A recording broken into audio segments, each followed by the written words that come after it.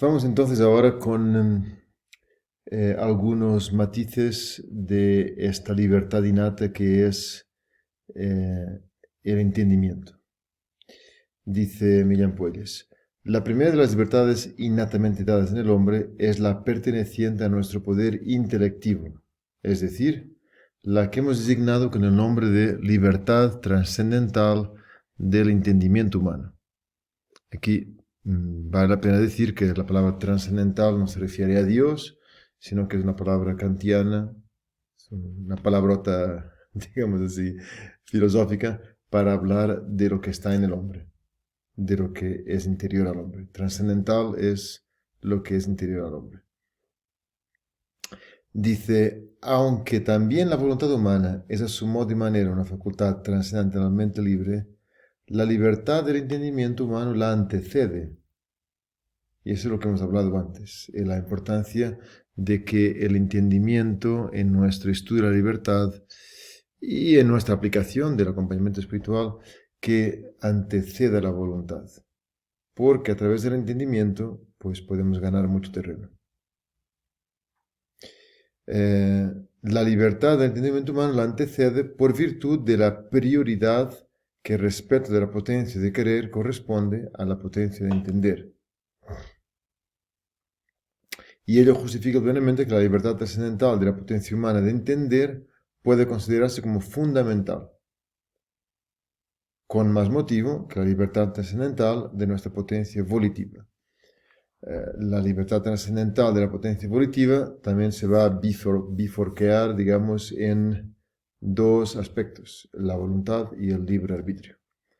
La libertad trascendental del entendimiento se va a dividir en estos dos aspectos, la capacidad de describir el mundo y de acercarse al mundo con los conceptos y después la autorreflexión. Digamos algunas palabras solamente sobre esta primera parte. Para poder juzgar exactamente el valor propio de la libertad trascendental del entendimiento humano, es indispensable esclarecer el sentido de la peculiar infinitud que compete a este entendimiento por su radical apertura a todo ente. O sea, yo estoy aquí sentado en esa sala y mi mente está abierta a todo lo que le rodea y lo percibe, describe también con la mente a través de conceptos. Yo tengo un nombre para cada cosa y si no tengo un nombre, pues la asocio a otra cosa. Nuestro entendimiento tiene esta capacidad de relacionarse con todo ente. La infinitud por la que así se pregunta no puede ser absoluta, ya que está atribuida a una potencia existente en un ser, el ser humano, que en su propia entidad no es infinito. Se trata por consiguiente de una infinitud relativa, es decir, de lo que en el lenguaje de la escuela se denomina infinitum secundum quid. Infinito solo en cierto aspecto. Esto nos remite a al gran poder de la mente, de la razón, para interactuar con todo lo que nos rodea. Bien.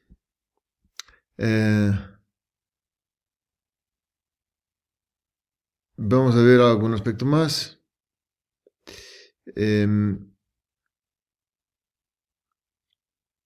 Aquí Millán pues hace un comentario muy interesante.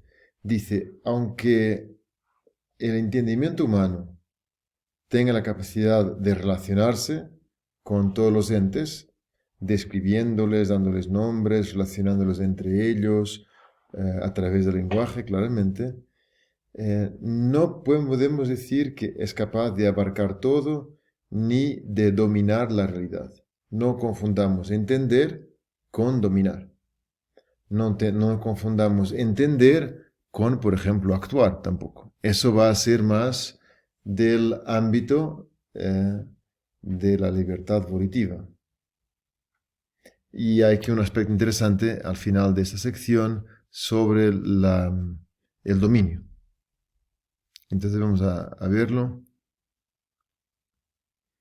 Habla de la libertad trascendental del entendimiento como una potencia Es un valor positivo, una perfección. A través de esta podemos ir perfeccionándonos, conociendo. Sobre todo, aquí se trata de conocer el bien, porque el bien es lo que después nos mueve en la voluntad para actuar.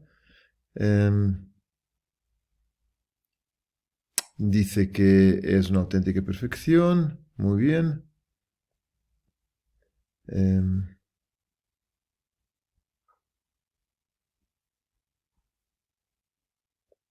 Y aquí está la referencia al dominio. Algunos autores asocian el entender con el dominar. Y aquí la crítica de Millán Puelles es en ese sentido. Algunos autores, San Tomás dice que no.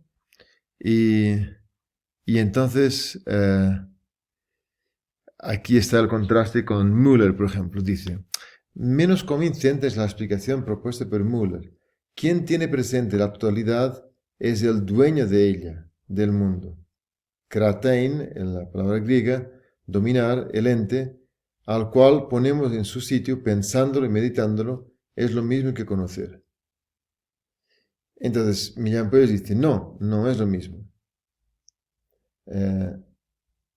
Conocer significa tener algún tipo de interacción con el mundo, pero no significa dominar el mundo, ni las acciones, ni siquiera mi propia voluntad. Entonces vamos a concluir aquí esta parte con alguna afirmación interesante. Dice, la noción de dominio tiene su propio ámbito de auténtica aplicación en las esferas correspondientes a la libertad de arbitrio, moral y política. Mas no en la esfera de la libertad trascendental de la potencia humana de entender. Dice, porque incluir la idea del dominio en la noción de libertad trascendental es desvirtuar ambos conceptos. Podríamos decir fácilmente, entender no es lo mismo que actuar, no es lo mismo que dominar.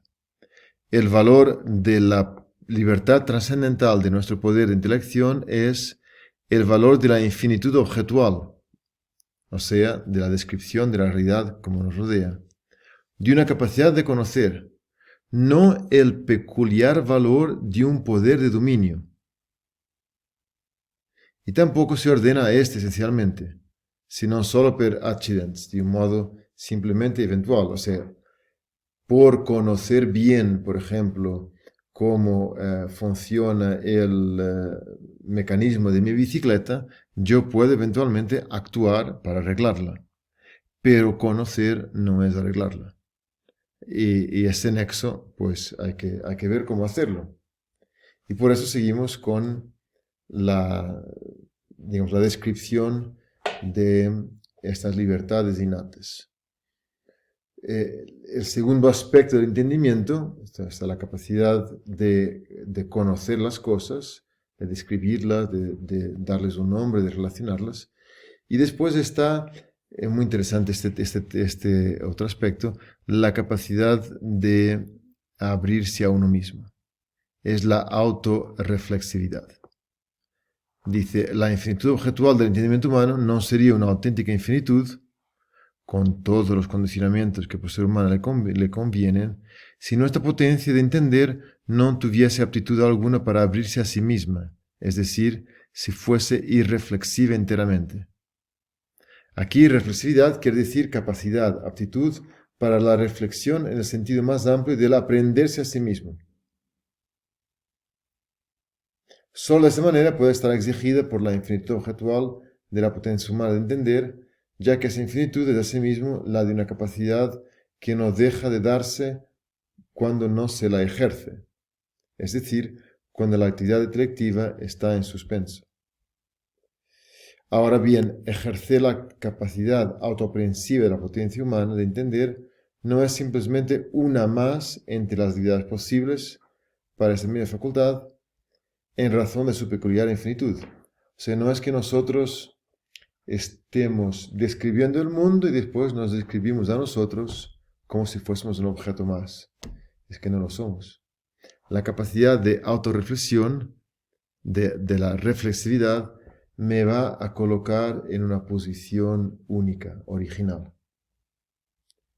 podemos decir que a nivel filosófico esto es la esencia, por ejemplo, de lo que hemos ya hablado, que trataremos al final de la asignatura, del examen del día, de lo que yo he llamado la memoria del día, el resumen de nuestro día, cuando echamos una mirada al día desde nosotros mismos, cómo lo hemos vivido, cómo lo hemos percibido, porque ahí constantemente nos encontramos delante de las cosas, delante de los eventos y con la mirada puesta en la acción, cómo he actuado, cómo puedo actuar distintamente, cómo podría haber actuado. Esta reflexión sobre uno mismo va a ser fundamental para la libertad. Si yo debo actuar según mi mejor bien, he de saber no solo mirar y describir el mundo a mi alrededor, sino también situarme a mí mismo delante de este mundo con responsabilidad. Por eso esta parte es sin duda ninguna muy, muy interesante.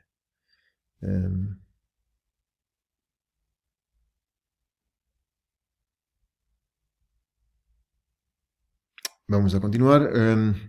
Vamos solo a ver aquí al final la importancia de la autorreflexividad. Dice, el positivo valor de la reflexividad como apertura del entendimiento humano a sí mismo se pone de manifiesto especialmente en la necesidad de esta apertura para la posibilidad de unos valores que con más claridad reflejan la dignidad ontológica de la persona humana, el especial valor de la verdad. O sea que nosotros podemos llegar a la verdad gracias a esta capacidad autorreflexiva. Aquí verdad no se entiende como Cristo, verdad última, sino que se entiende como nuestra capacidad de relacionarnos con la realidad. La verdad aquí entendida es más bien que sería, la verdad es lo que es real. Entonces, al tener esa capacidad autorreflexiva, yo puedo relacionarme con la realidad de una manera adecuada. Yo, por ejemplo, no me voy a poner... la autorreflexividad me permite darme cuenta de que esto no es para morder, por ejemplo. Es un teléfono y no debo morderlo. Este es un ejemplo muy sencillo, pero la autorreflexividad también me hace ver qué es lo que más me conviene comer o no, cómo me he de comportar con las personas. Digamos que la reflexividad tiene esta característica de ayudarme a relacionarme bien de una forma adecuada con la realidad. Es lo que aquí dice Jaspers, citado por Miriam Puelles. En ese sentido, puede y debe decirse que nuestro poder de intelección, lo que del yo y de su conciencia afirma Jaspers, la conciencia gira sobre sí, es no solo conciencia de las cosas, sino también autoconciencia. Yo estoy dirigido a mí, soy uno y doble. El yo pienso y yo pienso que pienso coinciden en tal manera que lo uno no es sin lo otro. Lo que lógicamente parece un contrasentido es efectivo aquí. Lo que uno no es como uno, sino como dos, y sin embargo no se hace dos, sino que sigue siendo justamente ese peculiar uno. No es un juego de palabras. Este ser dos significa que yo me puedo observar a mí mismo. Fundamental para la libertad poder observarme a mí mismo y observarme a mí mismo relacionándome con las cosas. Tenemos ya entonces la libertad innata del entendimiento como capacidad de describir el mundo y como autorreflexión. Vamos a pasar ahora a la parte del